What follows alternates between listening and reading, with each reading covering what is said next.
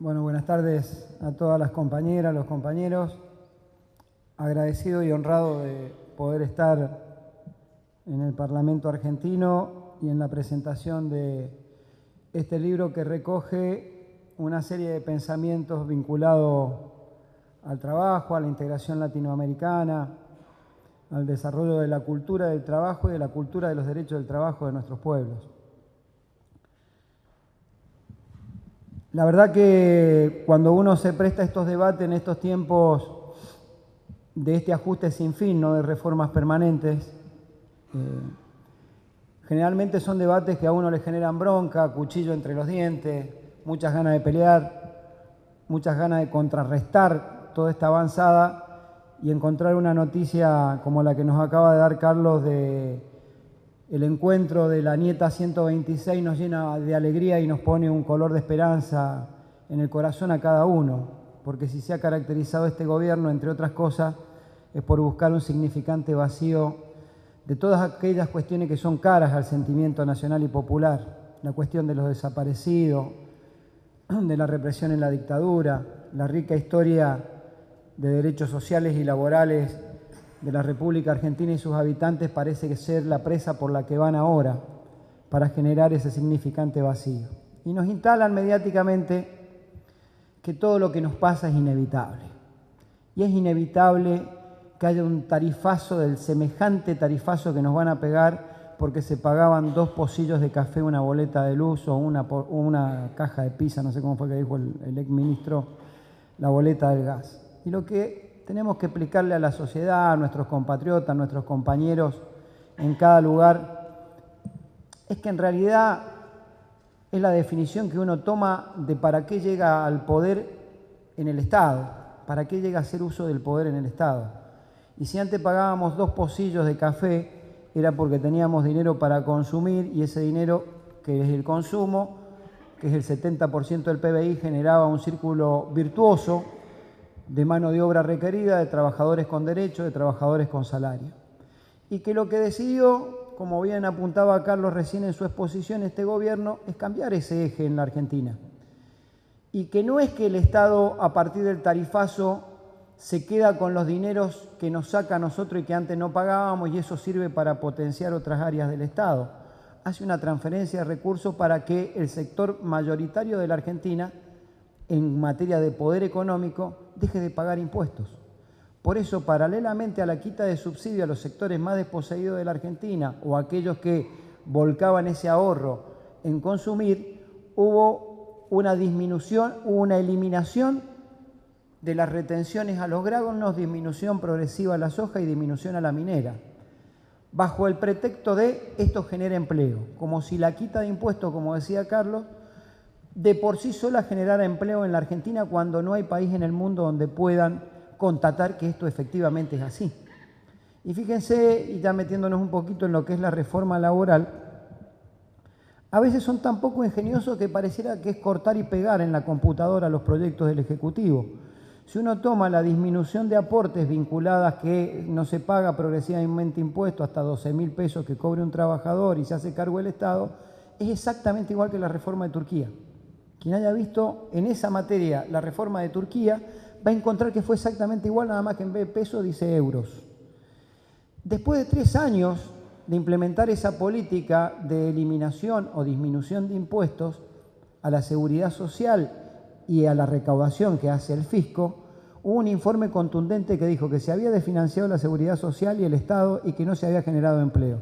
Y no fue Stiglitzer el que lo hizo, ni algún otro economista cuasi socialdemócrata o progresista. Fue el Fondo Monetario Internacional y el Banco Mundial quienes expresaron esta idea. Con lo cual, esto que la disminución de impuestos que pretende colateralmente la reforma laboral y previsional va a generar de por sí trabajo e inversiones, es la mentira más grande que hay. En realidad lo que vienen a hacer, y Carlos lo explicó bien, es a recuperar el empoderamiento. Uno podría explicar 1000 cosas por las que este gobierno vino a hacerse cargo del poder. Podría decir que por los derechos laborales, por la disminución del poder adquisitivo del salario, podría decir, y tendría una certeza del 99%, pero el fondo de la cuestión es que vinieron a recuperar el empoderamiento que perdieron a mano de los sectores populares todo este tiempo. Este es el eje central que, si no nos damos cuenta, estaríamos equivocando el diagnóstico y estaríamos equivocando los remedios para combatir con nuestro adversario o nuestro enemigo. Porque es una discusión de poder estrictamente lo que estamos haciendo. Acá no se trata de discutir si la reforma es un poquito más blandita después de la negociación del triunvirato. Aquí se trata que hay una transferencia de poder en la negociación y de derechos que tenían los trabajadores que se les está transfiriendo al sector empresario. ¿Y para qué la quiere el sector empresario? Para que desde ese lugar de mayor poder someter a la clase trabajadora, diezmar a las organizaciones sindicales y lograr el cometido de tener trabajadores baratos y descartables dentro de un programa donde el rico es cada vez más rico y el pobre es cada vez más pobre. Si nosotros no nos damos cuenta que el eje pasa por ahí, quizá empecemos a equivocarnos. Yo decía que es un orgullo estar en el Parlamento argentino para un trabajador y poder expresarse. Y apelo, como apelaba Carlos, a la formación ideológica, de principios, de convicciones, intelectual, de los legisladores que dicen representar partidos populares, nacionales, y que tienen una rica doctrina en ese sentido detrás. Muchas veces se dijo, y particularmente en la gestión anterior, cuando había una mayoría legislativa importante, que el Congreso era una escribanía.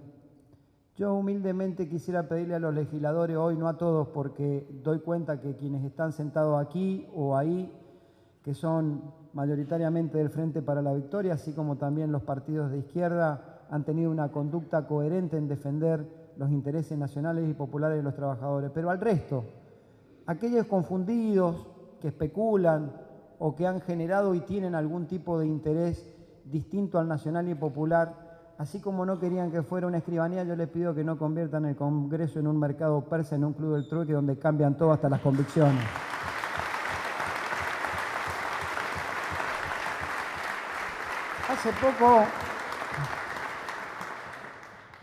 Hace poco se lo cuestionaba desde el bloque de senadores al compañero Pablo Moyano porque había instalado nuevamente el tema de la famosa Banelco cuando discutían en el gobierno de la Alianza la reforma laboral.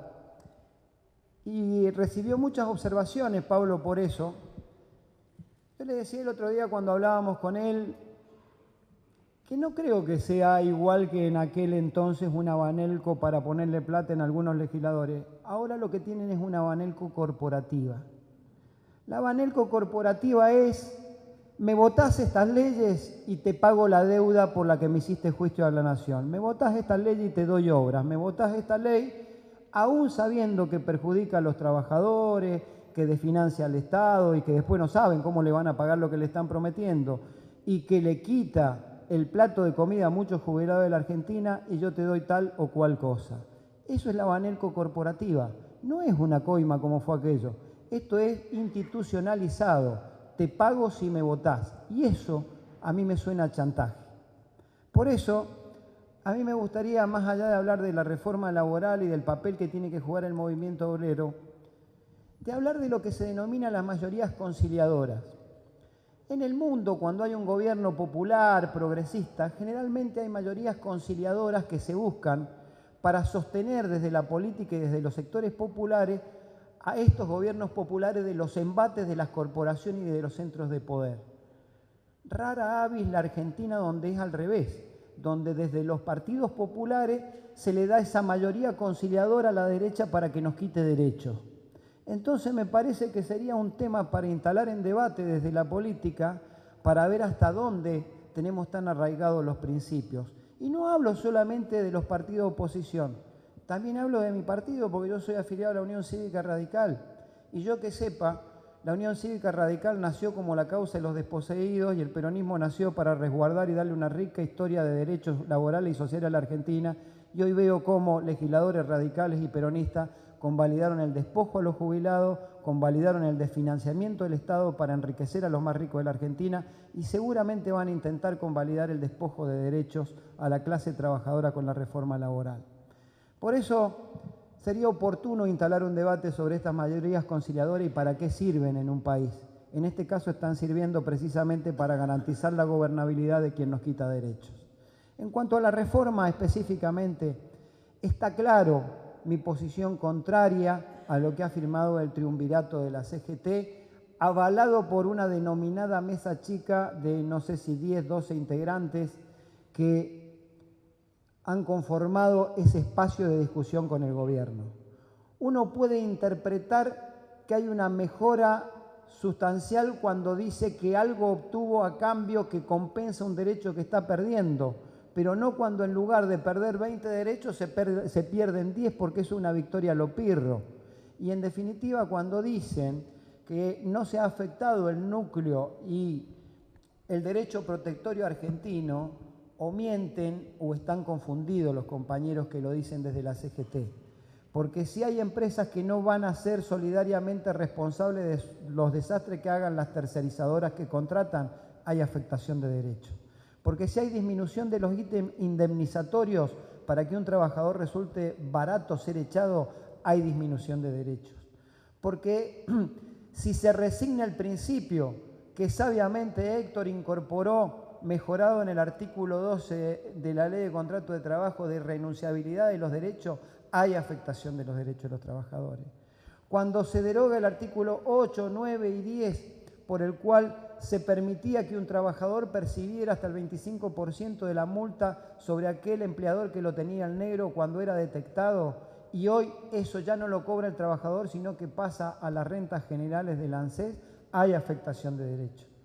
Cuando se cambia la ley de pasantías y se establece que se pierde aquel principio que si un pasante, un compañero estudiante pasante, se detectaba que tenía regularidad en las funciones que cumplía y que era una relación de dependencia y se lo obligaba a pagar la multa del artículo 8, 9 y 10 y a su vez a registrarlo con un contrato de tiempo indeterminado y ahora solo se lo cambia por una multa que va a percibir el Ministerio de Trabajo y no cualquiera, Ministerio de Trabajo que tiene una estrecha sociedad con las patronales, hay afectación de derechos.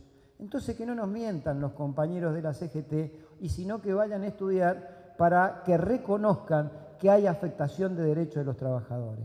Por eso voy a tomar algo de la revista que el compañero edita, el compañero Caballero, que expresaba que con esa juntada, esa reunión que hicimos en Luján entre las dos CTA, parte del sector del Consejo Directivo de la CGT, encabezado por Pablo Moyano, más la corriente federal, decía, ha nacido el antídoto contra la fiebre amarilla. Sí, nosotros hemos nacido para ponerle un frontón de resistencia del movimiento sindical a las políticas de ajuste de este gobierno. Yo sé que la tarea es ardua, es complicada, y sé que tenemos que pagar las consecuencias de eso porque este es un gobierno revanchista, vengativo y que actúa en el límite del chantaje y del apriete. Y no me arrepiento y me hago cargo de lo que digo. Y sé que las consecuencias son que al otro día van a buscar intervenir los sindicatos que estamos ahí, intervenir nuestras obras sociales, ver cómo nos afectan económicamente para que perdamos poder y ver hasta dónde nos van a buscar someter. Pero ¿saben qué? Ninguno de los que integramos este espacio cambiamos plata por derecho. Nosotros